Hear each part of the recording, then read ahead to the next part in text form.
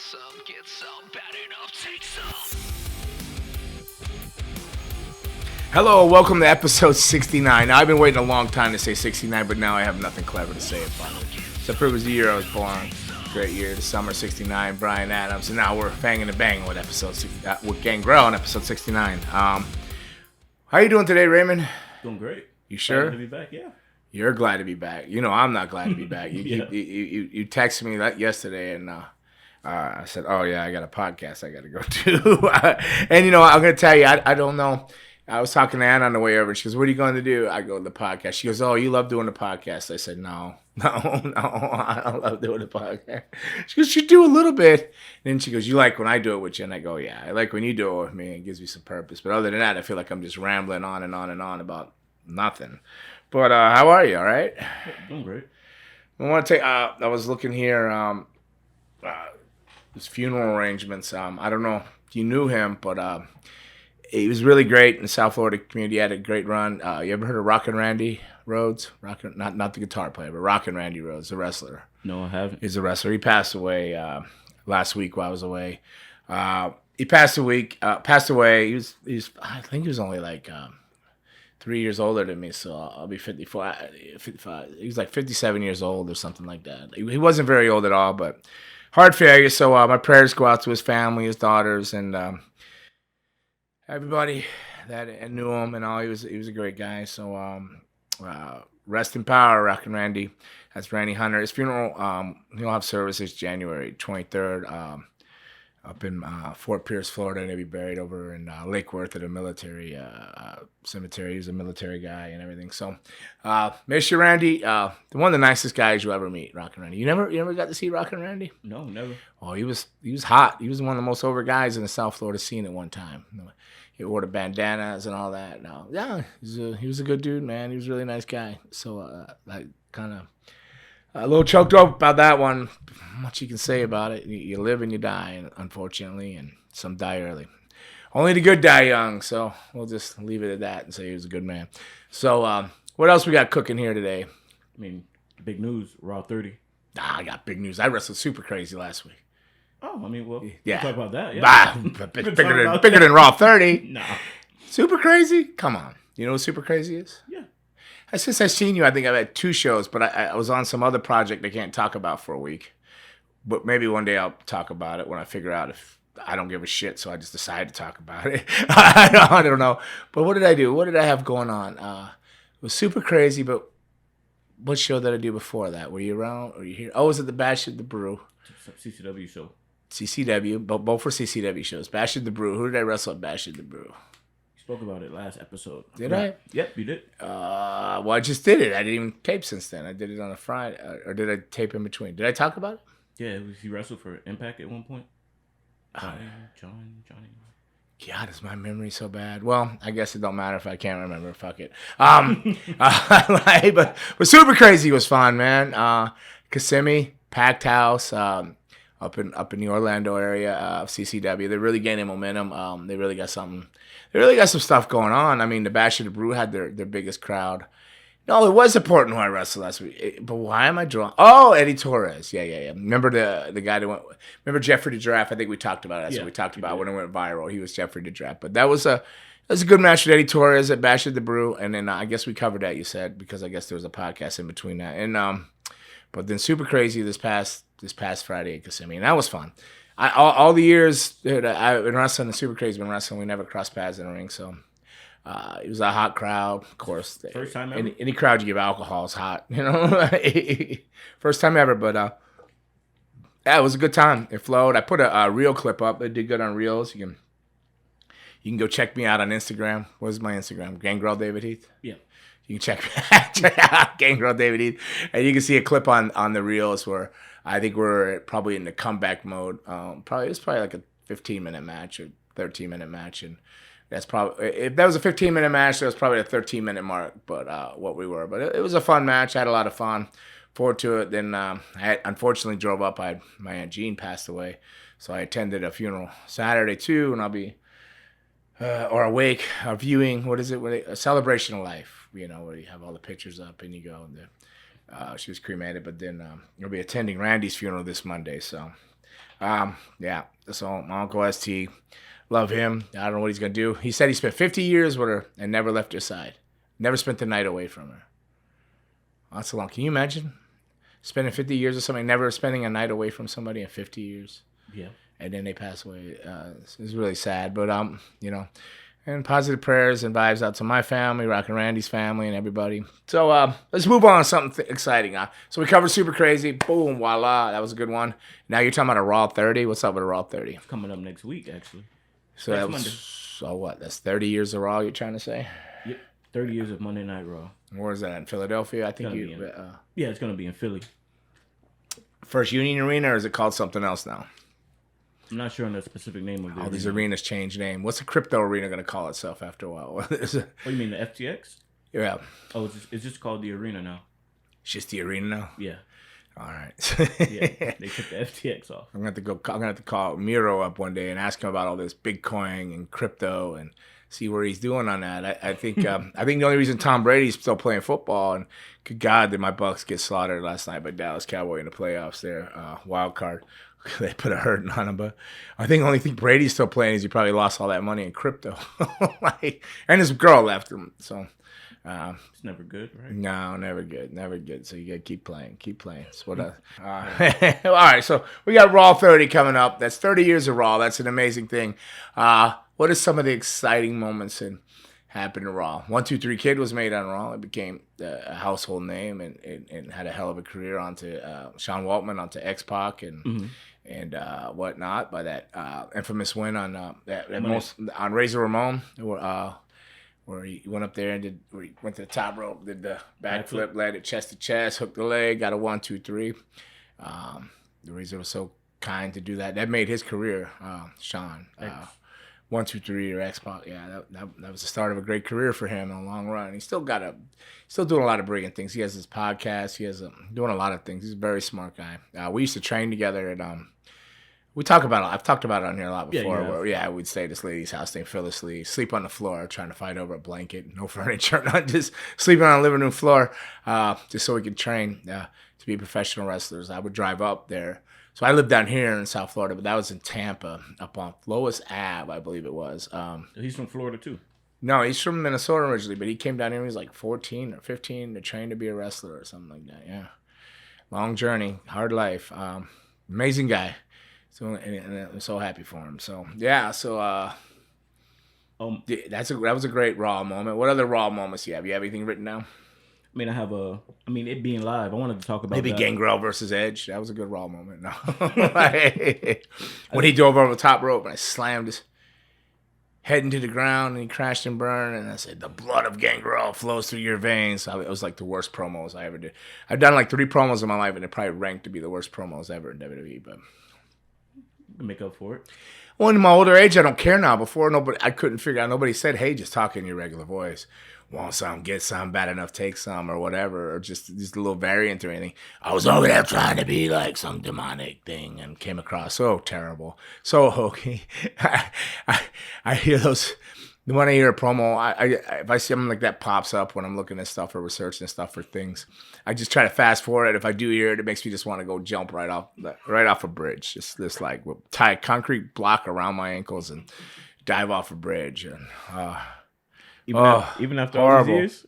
Horrible. No, horrible. That's horrible. I don't even like to hear myself talk on here, but at least I'm just talking on here. But when you try to do a promo and you come across so hokey because you don't know. So like when I go to teach promo classes and everything in school, I go, don't look at my promos and think I know what I'm talking about. But I'm teaching you from all the criticism I got in my promos after the fact because nobody fucking helped me. All right, so it's like, I should have just talked like, the blood of Gangrel flows through your veins. Something like the blood of Gangrel flows through your veins. That's not even bad, but I was like, the blood of Gangrel. Like some terrible shit. And then I did that. Oh man, the interview with Doc Hayes when Michael Hayes, P.S. Hayes gets the bloodbath and stuff. That was another horrible one. I think he was wearing a yellow suit. So whenever I see that yellow suit pop up or that white suit, I think it might have been white. I'm like, fast forward. I think I did 3 promos, and they're probably the worst promos in WWE history. And anybody that heard them or listened to them, even if they were a fan of mine and they like me, they got to agree. Like they got to go. Even if you're silently nodding your head, you're going, yeah. Yeah, it held you to middle management, the microphone, and lack of steroids. So, like, not being big enough, but it was good times, man. And the Brood stuff carried on and through it. Edge was a tremendous promo, as we learned later on today, and he still does stuff. But where are we at? Oh, I don't know how I got distracted here and sidetracked. Oh, that was some good feedback. But I mean, at the time, it was a new thing. You see my hold on? You see my Reno Scum shirt? Yeah, you wore it on him before. Yeah, I wore it one other time, like a year ago, and you remember it. I remember seeing it. All right. Reno effing Scum. You know who that is? I was just with one of their trainees that's moving on up. I think he's I don't even know if he's announced yet, but he's a WWE. But Carl Fredericks, he's no, he's not in WWE, but I think he might be in the PC Center now training. But he does my Impaler too. He was a New Japan guy, Carl Fredericks. You know him? No, he's a good dude. Really good dude. Native American or indigenous. Is that what you say? Indigenous? Indigenous. And say it again. Indigenous. What'd you call me? Indigenous. Indigenous. Yes. Yes. That's a hard. It's hard to keep track of all that. Coffee's really good today, Raymond. Hey, so look. Okay, so look what I'm listening. All right, with Raw being held in Philadelphia, the crowds over there, because each crowd is different in each city. Mm-hmm. So I mean, the crowds in Philly. You have any memories in Philly? Yeah, a lot of memories in Philly, but the crowd liked me, so they were all positive memories. The crowd can be brutal. That crowd can chew you up and eat you alive. If you're fake or phony or just cheesy in any kind of way, they read right through it. They read through it, and they will. This is the same people that threw snowballs at Santa Claus, right? You know, on the Philadelphia Eagles game. The Philly fans. You never heard about that? Where No, I never. They pelted Santa Claus with snowballs in the Philly game. Yeah, like Philly fans are known to be like brutally ruthless. But I find them to be like. I think they're amazing fans, and they've always been really well receptive to me because I started out there. It's the Blackhearts with Joel Goodhart, Tri-State Wrestling Alliance, and then I came up through there, and then I came back through with ECW, then back with WWE eventually, and they've always been treating me kind and very receptive, and I love Philly. It's one of my favorite places to wrestle. Philly, Seattle. The Seattle fans are like brutal. Like I think I have hot coffee thrown on me there. You have? Yeah, in Seattle, but and most of all the fans accepted me there. But like those two places can be like those two sets of fans, those Philly fans and Seattle fans. Man, if they get East Coast, West Coast, like let those fans ride. That'd be one hell of a thing because there's some rowdy fans. Yeah. You ever seen them like after a show? Is it hard getting out of the arena if you're a heel? No, not nowadays. No. Okay. It's just hard. Everybody just want to take it. No, those days are gone.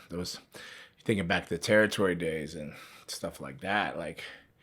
Talking about getting hard out of arena. I was just telling somebody this story the other day, like, because they were asking about what's the difference of wrestling now and then, and blah, blah, blah, blah, blah. And I said, well, for example, when I went to Puerto Rico, the baby faces, the good guys are in one locker room, the heels are in another, and they sent the tape recorder over. And this was just after the Bruiser Brody thing, and this company opened up opposition to Carlito, Capital Sports. And I think it was called AWF at the time, but then it changed names again. But at the time, I think it was called AWF. And I went down there, you know, they worked Jose Luis Rivera Jr., which was, I believe it was Conquistador in WWE at one time. Also Jose Luis Rivera Jr. But he's still around. Heck, he might be still wrestling, but he's an older guy, say 10 years older than me maybe. So I go down there. It's my first match, and I wrestle him, and it's a bloodbath. It is mucho sangre. It is blood. So much blood that I believe they stopped the match because they say he can't continue. That's a lot of blood for Puerto Rico. But then they reverse the decision and they disqualify me because I don't quit beating on him and I just keep drinking his blood. If I knew about hepatitis and the shit I knew now, man, for years and years and years, I was scared every time I got tested. But I came back clean. I dabbled in so much other people's blood, being a vampire, wrestling, especially in Puerto Rico. But he was just a bloody mess. So Cheeky Star was my manager, and it's a true story. And we go to leave the building. He's like, come with me. You know, I was only in for one night. I went down there for that day for one show and spent the year. But But I was just supposed to be there for the night, and we go to leave out of the venue, and the fans are it's just like a sea of fans at the back door, blah, blah, blah, blah, blah. And we couldn't get out. He slammed the door back, and he goes, "These motherfucker." And he reached down, and I believe the gun was strapped on his ankle. And he pulls it out. He gets it. He goes, "Watch this." And he kicks the door kind of open. He sticks his arm out, and he fires a couple shots off in there, a couple rounds. Pow, pow. He goes, "We go now," because they just scattered like rats. Gone. And I was like, holy shit, welcome to Puerto Rico. Like, in the ring, bathed in blood, like a Carrie movie or something. And then I'm like just covered in blood, not even my blood. And then get showered up, and then my manager's shooting bullets off in the air to get the fans to go to get in the car and get out of there.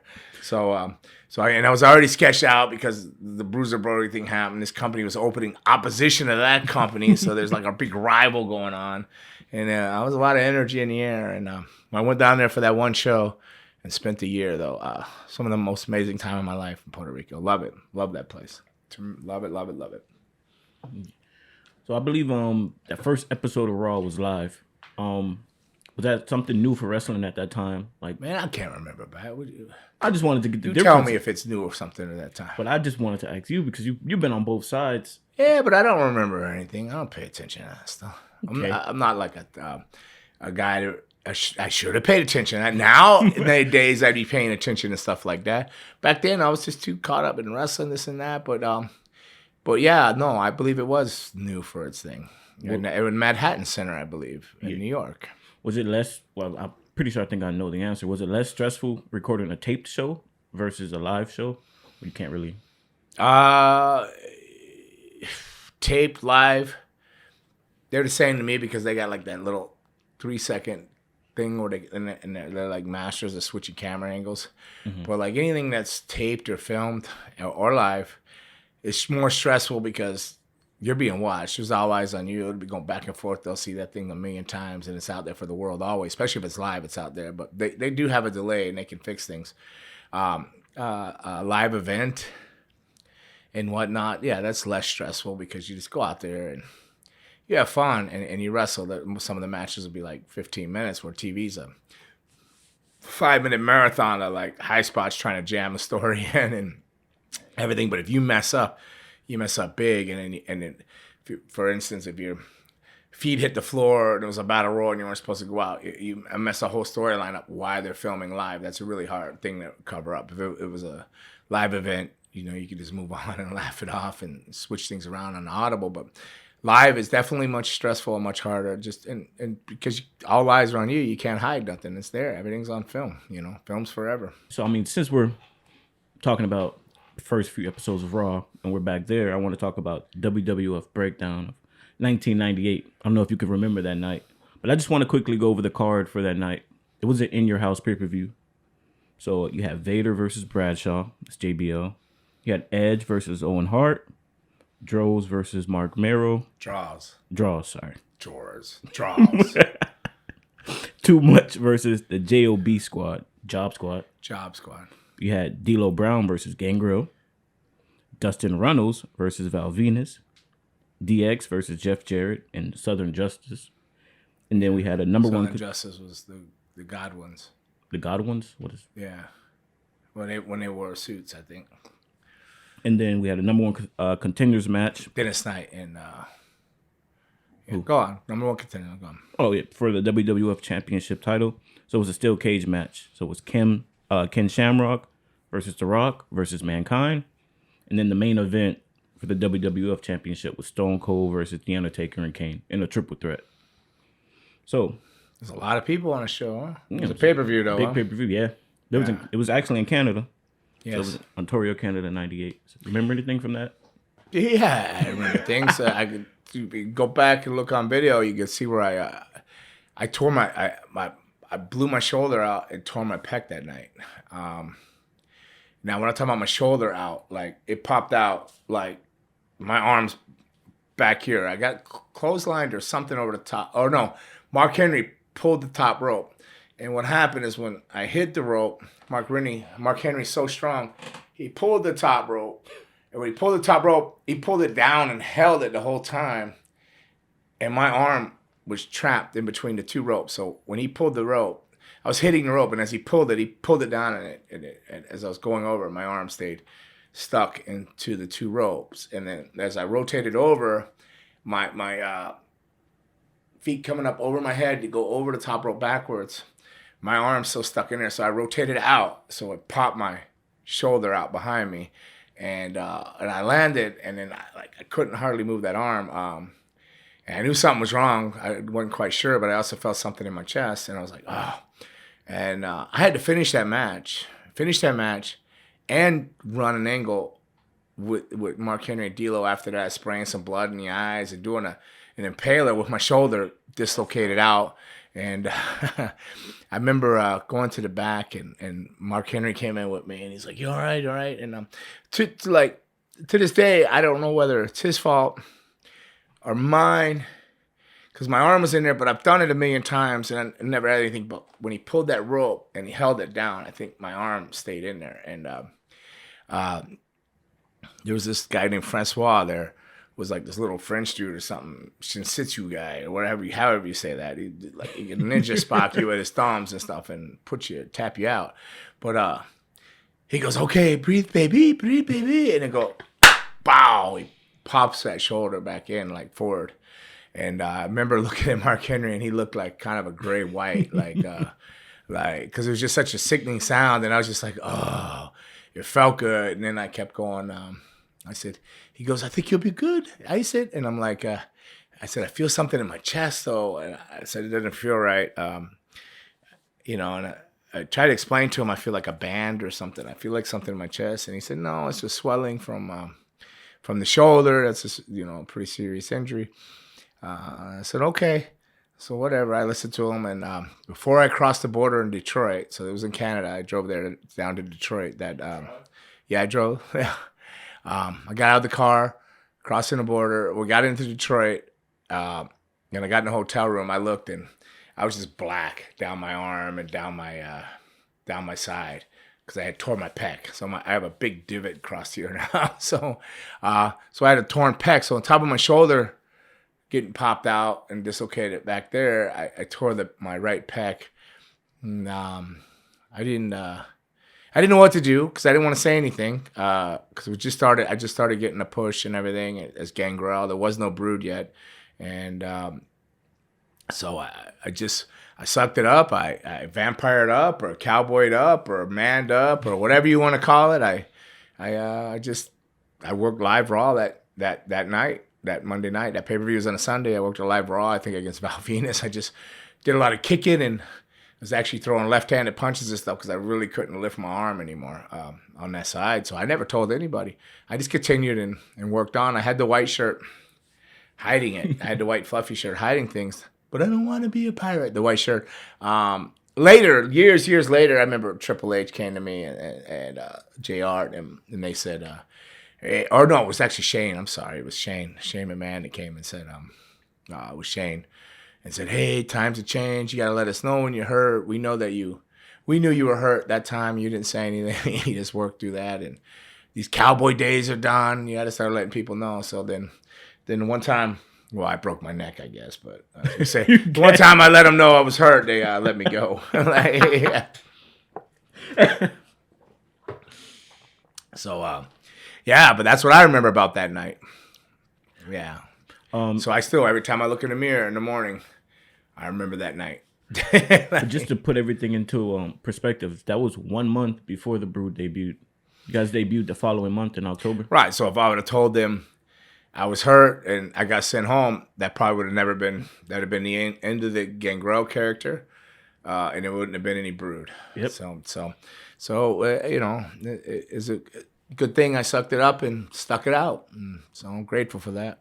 Yep, Christian debuted that night at the pay-per-view. Oh, yeah. He distracted Edge, came out as his brother. Oh, he cost Owen Hart the match. Yeah. He cost Edge the match. He cost Edge because Christian was with me. That's what the story was going. Yeah. So, just putting that in perspective, because I heard the story before, but I didn't know, putting everything into perspective that the Brood debuted the following month. And, apparently I got Christian, Edge's brother, to come on me as a mind game against him. Came out there and he cost his match with Owen, and then me, and then out of nowhere, there was no. Kane was beating up me and Christian one day just for fun, like he always did. Like got beat up by Just for Kane. fun. Edge comes in, jumps him, and then the three of us are beating him up. But then Kane gets up and chases us all off. But then there we go, we were the Brood. He tried to set you guys on fire at one point. That was in Texas. I mean, they had gas can, and they said it was water, but you could still smell the gasoline, and he was pouring it on us, and he had like an arc there, like it was a Brood bonfire. That's what was going on there.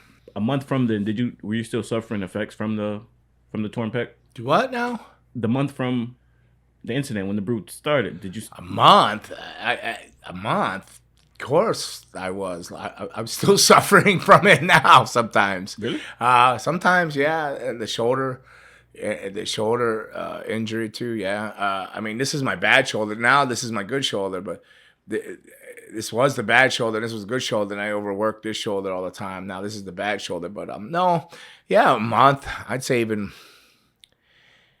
way more than a month. Yeah, I mean, it was tight moving it and getting used to that, getting back in the gym. Yeah, I definitely more than a month. I'd say about 3 months, 4 months. Yeah. You just healed naturally. You never got it. No, I never got it looked at. I just slowly got back in it where I could do it in the gym. I couldn't lift the same weights for a while for the shoulder and the pec, and I never really lifted the same weights after that.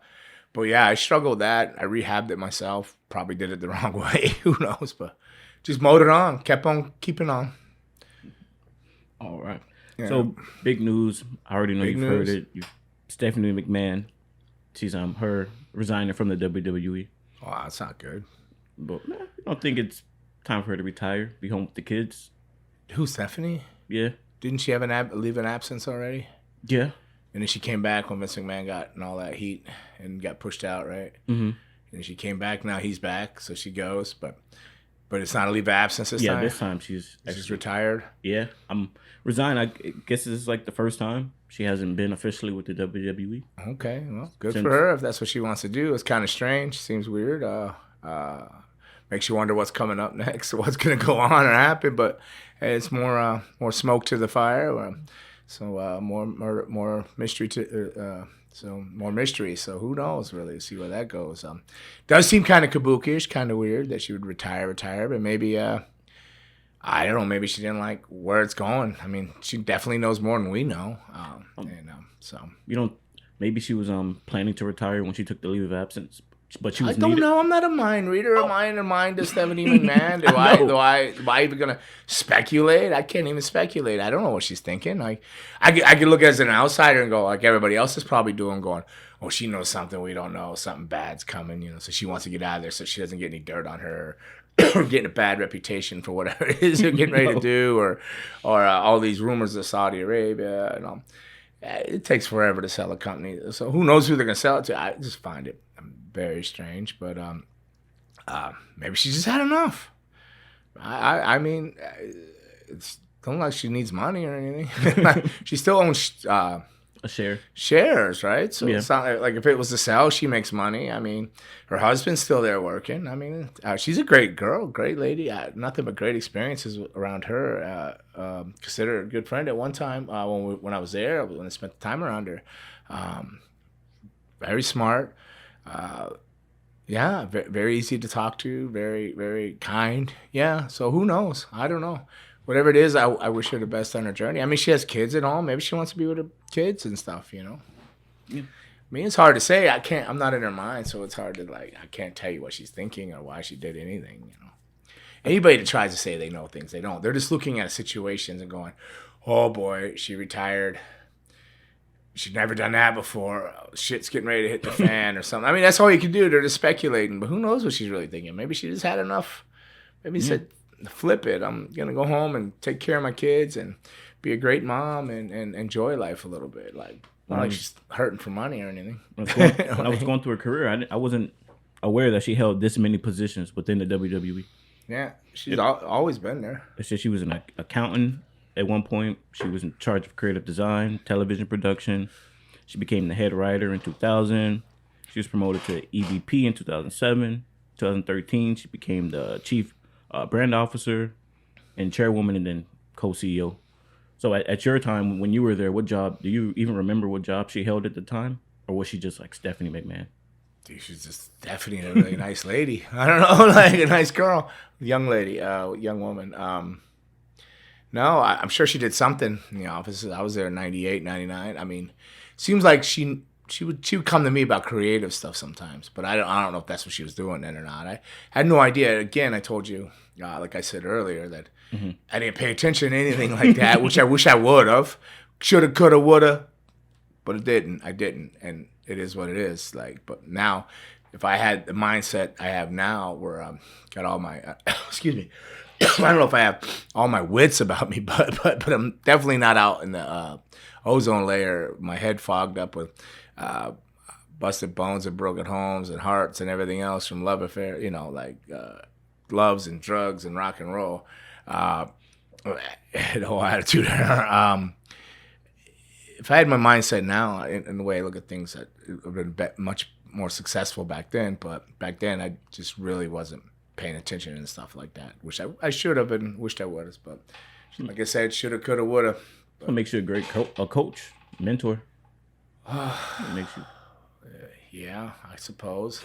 suppose. I do try to save them all from the heartaches and the stairwell crying and stuff I've done in my lifetime. Try to prevent them all that. And I do prefer, I do really enjoy training and coaching and stuff like that. I do. More news. More news. More wrestling news. More wrestling news. I know how much you love wrestling news. Yeah. Well, I mean, I've been super busy, but I have news too. And it's not wrestling news, but you got a beer. We talked about it. Got a beer coming out, right? Oh yeah, we're gonna get some. Yeah, footage you of gonna come that. Thursday and film that? Yep. Right. I think it's gonna be called Gangrel's Brood. Like, but Brood's gonna be spelled like brew, BREW, but they're gonna stretch it out with the EDs. You know, Brood. Gangrel's Brood. It's gonna be a can with like maybe a ring of fire on it, and the W in Brood is gonna have fangs and stuff. So, is this gonna be something you could purchase online? I don't think you can purchase beer online. You can. Samples maybe. I'm not sure. It's from Unbranded Brewery. Like maybe. I mean, it's down in Hialeah. It's where Coastal Championship Wrestling runs their shows, Bash of the Brews, and all that. So it's just a beer collaboration. Yeah, and so I'm going Thursday to mix all the stuff you mix to make a beer and do that and kick it all off. So Have you tasted it yet? No. No, it's going to be I forgot. It's gonna be red. It's gonna be like I think it's gonna be like a raspberry, a sour. Are you gonna taste it Thursday when we? No, we're gonna make it Thursday. Oh, you guys are making it. Making it. You got to do the whole process, kicking it off. Yeah. Oh, well, that's gonna be really interesting. Yeah. Oh, wow. Yeah. So they're gonna pour all the yeast and all the hop, whatever, all that stuff, whatever it takes to brew a beer. They're gonna put it all together and stir it, and cook it up, and come up with a beer. That's what we're doing Thursday morning at Unbranded Brewery. So just a matter of time, Raymond. Gangrel's Brood. You get it or no? Or just Brood? Of course I get it, yeah. So. Never been this excited about a beer before.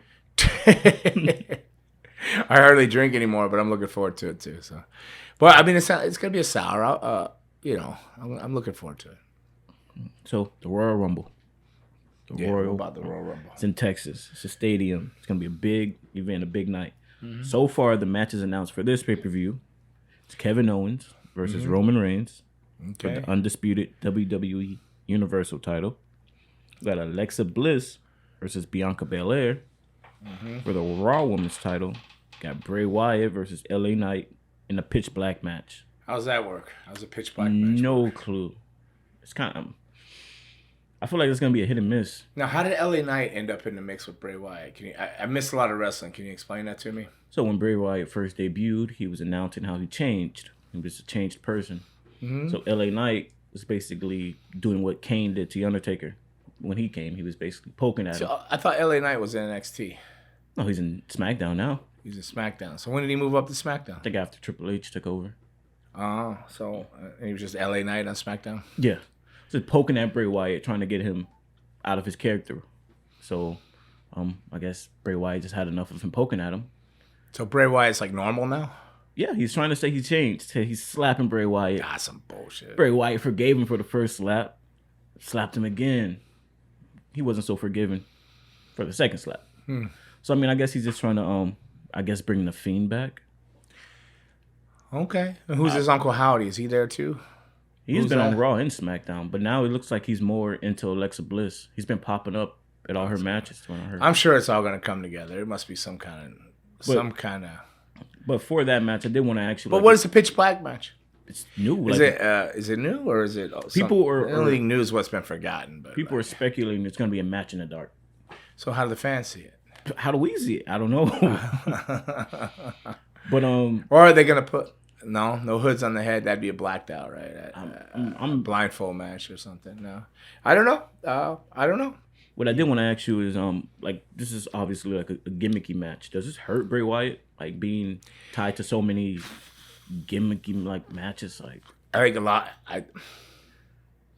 You're telling me, and then from the little bit I've seen, like they're trying to get him to be normal, almost like right. He's not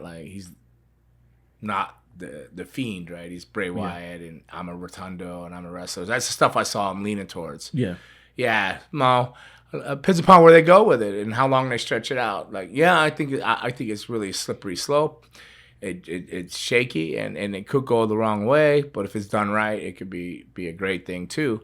But it's got to be done right, and it's got to happen in that right amount of time. If they stretch it out too long, I think it could be very hurtful. It's his first match back. Yeah, because then what was he like? Was he like when the Undertaker was like he changed? And he was just, We're talking about the bicycle, the American Badass. It's a motorcycle. Sorry. Well, it's just different, right? It's like a change. It's like so he's like he was this dark phenom Undertaker, and then he comes out to Kid Rock and no propane and whatever your hair grows, riding a motorcycle but which was cool because I liked when they always shipped all the motorcycles to every town because I was there all the time. Those weren't really his motorcycles? No, he owns motorcycles. I don't know if he owned that particular type. I'm trying to remember the name of the brand of motorcycles they were. They were a really expensive thing, but they'd roll them out, and then Ronnie and Donnie Harris would also ride them too, DOA. And Taker had one he'd come out on, but God, for the life of me, I can't think of the name of the motorcycles. It's not Harley Davidson. They were a different type of motorcycle. Okay. But, so how well did that work out for Undertaker? I liked it. The American Badass? Yeah. I mean, I am an American Badass. That's the first Undertaker that I saw because as a kid, like early. Well, if it would have been the only Undertaker I knew as the American Badass, I would have liked it. But to go from this dark character of an Undertaker with Paul Bearer carrying whoever's ashes in an urn and all this other shit to like, I'm just a biker riding badass for 6 months or whatever it was, then back or a year, then back to Undertaker. Like, which one was more successful money wise? And it was the Undertaker, right? Undertaker. It was a weird phase, but he survived it. But the question is Bray Wyatt the Undertaker? Is the Fiend? I guess he is today's modern Undertaker. He's the dark character, so maybe he'll survive it too. So maybe it's just a little speed bump or a little switch of things for marketing. Who knows what's going on? But as long as they don't do it too long and then they make some sense behind it. But I don't know. It could be like a slippery slope, like I said. But I'm not writing that shit. I don't know. I'm not in these meetings. I don't know where it's going. Like I don't know. This doesn't even sound like Bray Wyatt writing, but it might be. Like I don't know. I have no idea. So Cody Rhodes did announce that he's returning at the Royal Rumble. Oh, cool. To be in the Royal Rumble match. Yeah, it was a tech bear he had. Same as mine. Yep. But my shoulder was too. Yep. So, but you didn't take time off. No, but he did work a match after he did it. True. And I did Raw, and I didn't take time off, but it's a different age and time. Mm-hmm. It's not like he's going to lose his job. Would have been no Cody Rhodes. It'd be, oh, no, if I don't take off, I can't be Cody Rhodes. He's already Cody Rhodes. He's already blazed his trail. I already had a probably locked-in, solid contract, so he was safe to go get his chest back into the right place and things, and now he'll come back strong, Royal Rumble. That'd be awesome. So this is what he said on Monday Night Raw. It was through video, So you think he wins the Rumble? Is that what you're saying? My thing is, he said. He says what? This is what he said. He said it, or are you reading somebody else's quotes? He said it's on Monday Night Raw. Oh, okay. Yeah, I didn't see it. It was a video package. So he was home when he recorded it. They showed it on Raw. He said, since I came back at WrestleMania, I've made it clear what I want. And at the Royal Rumble, I'm back. So clearly he wants the championship, the World Championship, which Roman Reigns holds both. He holds the Universal and the WWE. Mm-hmm. My thing is, if The Rock doesn't return This is your opinion. Yeah, my opinion. Your If The opinion. Rock does not return at the Royal Rumble, I mean, can we basically throw the idea of him facing Roman Reigns away at WrestleMania? I think you'll know in like 2 weeks if The Rock's going to be there or not. They're going to get the schedule. If he's not there at Royal Rumble, then he's probably not at WrestleMania. Yeah. So I think you have to wait till Royal Rumble to figure that out. So if The Rock shows up at Royal Rumble, he'll be there at WrestleMania. Yeah, you could forget about, well, I don't know what Cody's going to go. But they got Cody going there saying that, but he's being very vague. He didn't like label one thing or another. Like they probably have two paths. They probably have two different directions, just in case. But again, I'm not in these booking meetings, Raymond, and I don't understand all this stuff. And I don't like to throw my opinion on much anything because I haven't paid much attention to the product. Mm-hmm. So it's very ignorant of my, just not smart on my half to throw my opinion around on some shit I'm not really been watching. You know. I mean, but still, you're a wrestling fan, wrestler at heart. Yeah, So I'm a fan. I've just been so blessed that I don't have time, but looks like I got time these next couple of weeks, so I might be able to start catching up on stuff. I have it all recorded. I just haven't watched it, so I'm curious to see what Alexa Bliss is doing with the Bray Wyatt or Uncle Howdy. Uncle Howdy. He appeared last night, actually. Curious of that. My Sure, Uncle Howdy is an LA Knight. can't be. I think that'll be an upset. Huh? We're expecting it to be someone Like who? Edge? or his brother. Bo? Yeah. I don't know. Or it could be somebody else. What if it's the Undertaker? What if it's his real uncle? Kendall Windham or something. I don't know how much of a pop that's gonna get. All right, I'd pop. well, because you know him. Oh, all right. We need like a video package to know who I he don't is. know. Is Uncle Howdy tall? Yeah, Taller than Bray Wyatt?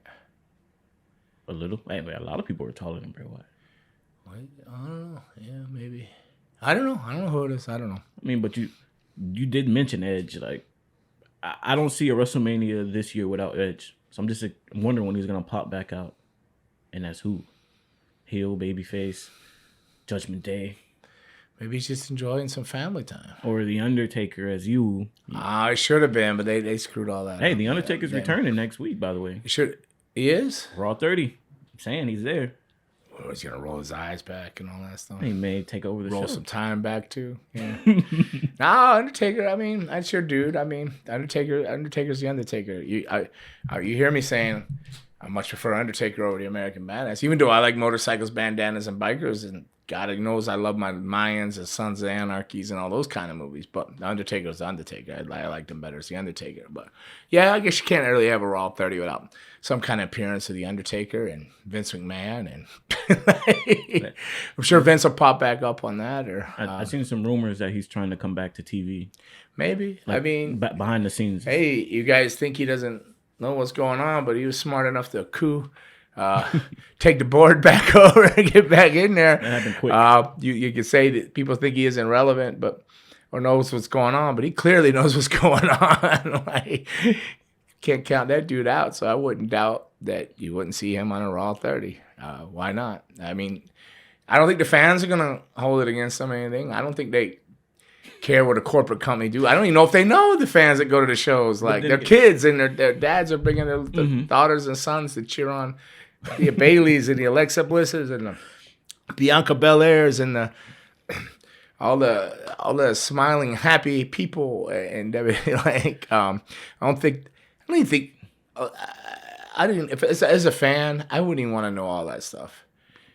It's like meeting your hero and him being a jerk. You know what I mean? It's like I don't want to know all the bad stuff going on. I just want to go and forget about life for a while. I want to go to a pro wrestling show and go and fantasize I could be this person or a larger than life character. I can go do battle, or I could wrestle, or I could flip off of the top rope. I want to go there, forget about digging a ditch, or if I'm a kid, like my school teacher giving me homework, or not feeling like I fit in or anything like that. I want to go to a wrestling show and forget life for a while and live in a fantasy world. So I don't want to know about Vince McMahon's sexual escapades and people he bought off. I don't want to know about Jeff Hardy's DUI, and I hope he's doing good. You know, I don't want to know about Edge sleeping with Lita, this and that, back and forth, all that back in the day. I just want to go to a wrestling show and be entertained and forget about life for a while. And I just think, God, I mean, the social media, and I'm on social media doing this, and I do reels, and I'm on Instagram, and I'm on Facebook. I do all that stuff too, so I get it. But at the same time, I'm not on TV. I don't. I just want to. Myself too, not just the fans. I want to go and enjoy wrestling show for the wrestling and the storylines, and not be caught up in WWE's bought by Saudi Arabia or Vince McMahon has done a coup and he's taking my over and all the talent's upset. What do I care as a fan? I don't give a shit about that. I just want to watch a wrestling product. I want a good product to be out there and be entertained, and everybody's letting all this stuff get in the middle of that, and then it keeps changing the bookings and stuff like that.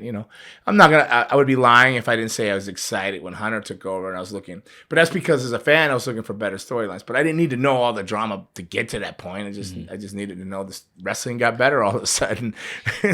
I got my own drama. I got my own problems. I don't need to hear about their problems and them failing drug tests and your brow riddle and all that. I mean, I like these guys. I met them. I don't want to hear their personal problems. And they're not trying to put them out there, but the world, the media puts it out there. They got to report and feel important and stuff, or get their numbers up, or have viewership, so they clickbait shit. I hate all that. And you do that too. I'd be like, Raymond, please don't put this shit out there. Don't clickbait this.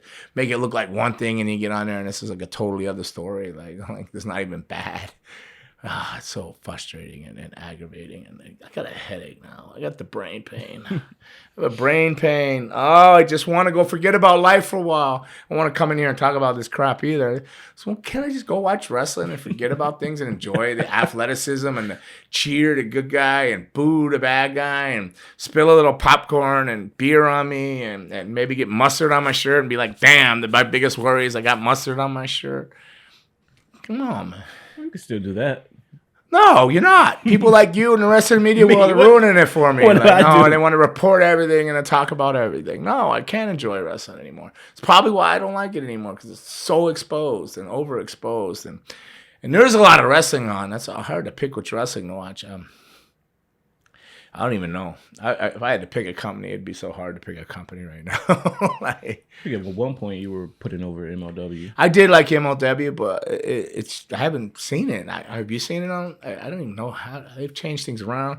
Their shows are recycled from back when. I'm not sure what's going on there. I haven't kept up with it. Yeah. No, I don't know what's going on. Yeah. Maybe I'm gonna start trying to. I don't know. I tried to watch TNA. I'm gonna peek that out a little bit. I got so much. I got a little bit of time this week or so here. My back end of January is not as. It's very light. February I'm back grinding again. So catch up on some football, the playoffs, and then Bucks lost horribly last night, and then gonna catch up on wrestling for sure. Maybe I'll come to you with a whole new company. Maybe it'll be Dragon Gate for all you know. I don't know. I mean, the past few weeks, a lot of the talk has been about how MJF is the number one heel in wrestling. But I think it's safe to say that it's Vince McMahon. If you there again, you're going with backstage stuff versus storyline stuff. No, MJF is it's just what you're watching on TV. It's a part to put on there. Now you're saying Vince McMahon, but that's behind the scenes. He's not even on TV now. So how does he compete? Because you're putting the backstage drama, it's so hard. Garbage out there. You're mixing them up again. You're completing the two worlds. To decipher the two worlds. You're fucking the two worlds up. You're blending the two worlds. It's so hard to decipher the two sometimes. No, it's not. It is. Quit reading garbage online. Just go watch wrestling for wrestling. It's impossible. Just don't turn the internet on. Take your phone. It's impossible. Put it in a bag or something somewhere under the counter and just watch wrestling for wrestling. Can you just go watch wrestling, enjoy it without going, oh, Vince McMahon's here and not here, and that's why the shit's what bad. The world's talking about. I mean, I'm not saying that, but I'm because the world is fucking a bunch of fucking whatever that could just enjoy wrestling for wrestling. Why is that so hard to do without all the backs? All in the know and all this crap. Why can't you just go watch wrestling for wrestling? Go, oh, that was a good match. Oh, that was very athletic. Oh, maybe you don't like the storyline, but maybe you go, I don't get it, but I like her and she's awesome. Or him, he's awesome. Why can't you just watch the product? Because it's impossible to just. No, it's not impossible without being fed I'm not saying we have to agree or believe. So they're telling you online what the storyline. They're telling you on TV when you're watching it. No. Vince McMahon's back, No. and he sold to Saudi Arabia. Is that what Corey Graves is saying, or Michael Cole, or whoever? So how's it impossible? It's not impossible, but it's very hard. Right. Okay, well, it's very hard. Very hard because you're nosy and you want to read all that stuff. I'm a wrestling fan. It's entertaining. Well, maybe that's your entertainment, I guess. And I guess that's fair to people, too. Maybe that's their entertainment now. But I personally would just like to go to watch wrestling for what it is. I love the old Florida Championship Wrestling. That, the son of a plumber, Dusty Rhodes, overcoming the odds of big bad villains trying to put cigars out in their eyes. He loses a match and comes back as a Midnight Rider. Or Bray Wyatt loses a match and comes back as a Yellow Dog, and they exact revenge, and the bad guys are trying to pull the mask off. Simpler times. Much more enjoyable. Oh, maybe I was blessed to be crazy in the Attitude Era because I actually enjoyed my matches and stuff like that. Maybe I was blessed not to know any of the stuff I know. And have my mind right. Maybe that's the way I survived it. Maybe that's why I'm here today and able to talk about stuff or say this and that. Maybe it was a blessing and not a curse at them. A blessing in disguise. Maybe it was. What else you got? Time for what's in the box, or we got anything going on like that? I had a question, but before I got to the box, I wanted to ask one more personal question. So I hope this doesn't send you over the edge. What? All right. Well, I already got a headache. Back to the Royal Rumble. This is a speculation. Back to the Royal Rumble. Okay. Cody Rhodes, The Rock. Let's say The Rock comes back and he wins the Royal Rumble. Do you think he's going to get the same reaction from wrestling fans as like a Logan Paul got, a guy who just shows up and he's facing Roman Reigns for the belt? Do I know? So, I'm confused. Is The Rock going to get a lesser reaction than Logan Paul? A reaction as in people are upset that he came back and won the Royal Rumble over guys who've been in the company. Like it's The Rock. I feel that way too. Can you smell what The Rock's cooking, baby? It's The Rock. I feel like people... Guys have movies everywhere, but he started in wrestling. It's not like a guy that came from not wrestling. True. Whatever. Rock has climbed up. He worked in Memphis. You can listen to the documentaries. You can hear this. You go watch listen to Downtown Bruno, how he carried The Rock around the shows, and he's come up making no money. He's come up. I've wrestled I've seen the Nation of Domination on to The Rock. We've seen later in wrestling too. On to Dwayne Johnson, the mega superstar, the highest paid entertainer in the world, action star. No, if they get upset, then they just. I mean, I could get that they'd be like, oh, this isn't gonna last long. I can get that because they're smart enough to know like he's gonna go do movies. You don't have to read dirt sheets or monetized clip. You don't have to read any of that stuff to realize how long can that possibly last. So we're gonna get The Rock. He goes, if he has the match, is he gonna win it? Is that even possible? Because his movie obligations. I mean, that's a fair assessment. So if anything, they might be upset there. But nostalgically, I think they'll all be glad to see The Rock. Now I have the same question for Cody. What about Cody? I mean, him coming back, winning the Rumble. He's Cody Rhodes. He signed. He went there. He got hurt. He's a wrestler. That's going to be great. It'd be more positive, I think, than... And don't get me wrong, I like Logan Paul. And I think he has a lot of talent and all that, but it's not going to be the same reaction. Cody's not going to get no negative things. It's Cody Rhodes. He's done his time, too. He's left, pioneered, started another company, and he's come back home to WWE and tore his pec, battled through the match, had a great match. Visibly bruised, physically tattered and torn. He's getting fixed and he's gonna do his Rocky comeback. If he dies, he dies. Right? He's gonna come back. Okay. One more personal question. One more. You said that was the last. I did. Right, but who would you, other than yourself, because I would like to see you win the Royal Rumble. Who would you like to see the Royal Rumble? Win the Royal Rumble. X-Pac. I'd love to see X-Pac come back for everything and win it. No. Oh, well, I know. I like to see. I thought you would say debut. I jumped the gun. I thought I'm not debut, but do a return. Who would you like to? Okay, that's a good question too. You said X-Pac. Who would you like to see win the Royal Rumble? Based on your last recognition of where wrestling was when you last watched. I'd like to see Big E surprise everybody, come back in and win the Royal Rumble. You know, Big E was always my guy. Yeah, Yeah, but I like to see him as a surprise entrance, come back in, and win. serious Biggie or New Day Biggie, jokester Biggie. Serious Biggie. Okay. Biggie, comeback story. Big comeback Biggie. Like everybody, the comeback story, man. Still feel like they dropped the ball with Bobby. I feel like his brain wasn't long enough. There's so many people. I don't know who's gonna come back. But Royal Rumbles, like I've said it before, they're my favorite pay-per-view to watch, my least favorite to be in. But I love watching the Royal Rumble, and I'm sure I'll be watching it somewhere, and I'm sure I'll find a place that I can put my $5 down and draw a number out of the thing and be cheering just like the fans are. Like, it's the good thing about being in wrestling now is you can be a fan and still be a part of wrestling now, and it's kind of acceptable. So that's a good thing about this this new era of wrestling, that it's okay to actually be a fan and wrestle. So I will be watching Royal Rumble somewhere, and I will be pulling a number, and I will be cheering, and just like the rest of everybody else sitting at home watching their TVs. I just like how we just discounted Kevin Owens. Like, we just assume Roman Reigns is still gonna have the championship going into WrestleMania. Oh yeah, I have no idea. I'm not booking it. I mean, he hasn't lost yet.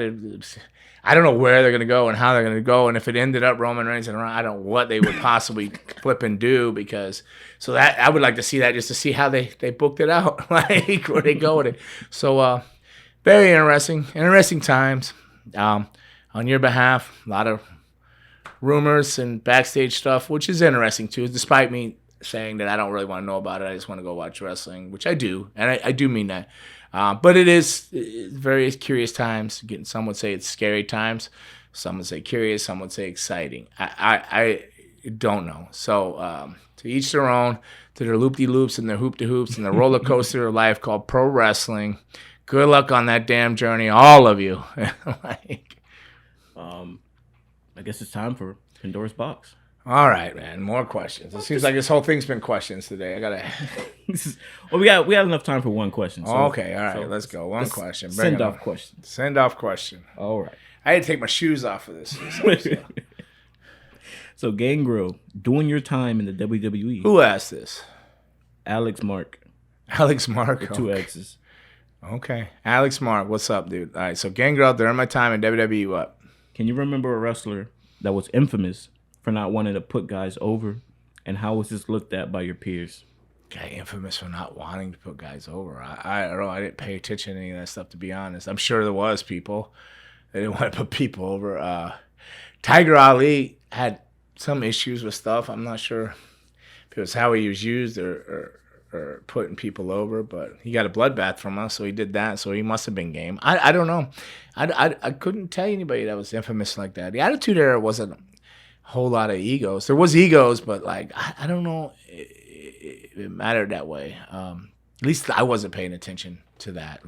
Again, I was in my own little dazed and confused there, and it's probably what got me through the other side. But at the same time, it's probably what held me back. Held me back. So it's the scales of justice there, liberty. But no, I don't know. Nothing sticks out in my head. Why? Have you heard something? You got something? You read something in your backstage journals? And back then, what was it? Like Lesnar leaving? No, Stone Cold leaving because he didn't want to put over Brock, or just little things like that. I don't know. I didn't get into any of that. I was probably gone by then. Yeah. I was already out and gone by then. So, but I don't think that was more of ego. Maybe. No, I mean it was like storytelling. Stone Cold didn't want to work with Owen, or was it? I don't know. I have no idea, man. I really don't know. But I think you got another question or anything you want to field there? Okay, that's it. Because I feel like I didn't answer your question because I just don't know. I can make some shit up and sound important if you want. Like, I just go making some shit up. Yeah, Edge didn't want to put nobody over, which wasn't true. Christian always wondered why he was getting beat. I could tell you that. And Christian could put a match together better than anybody. He could have a great match with anyone, but I know he would always question it. He'd be like, "Why me?" Well, out of the group, he was the one to get pinned. Most of the time, yeah. I think it was because they just wasn't sure if somebody had to lose, and Edge, they knew they were building toward the future, so they didn't want to have too many losses or whatnot on him. They want to take care of him. Me, I think because it was like the leader of the group, sorta, a bigger guy. It just came down that he might have been the smaller guy with the and considered a junior heavyweight or something in the group. So we're wrestling heavyweights, maybe. Who knows? They're rational how they rationalize things and stuff like that. But I mean, Attitude Era was a great era. It was a fun era. Very blessed to have been a part of it. And I hope they have some Attitude Era flair on that 30th Raw anniversary. It wouldn't be right if they didn't have somebody on there. So hopefully, if X-Pac's not back for a Rumble, hopefully he's back for that 30th anniversary. They have him scheduled for it. Oh, okay. Well, there you go. Cool, Yeah. cool. Yep. I'm there. That's good stuff there then. You have him, Flair, The Undertaker. Undertaker, yeah, good. Yeah, good. The Undertaker, Flair, Very good. Shawn Michaels, Shawn Michaels, good. Well, he's in NXT, right? He runs NXT, so.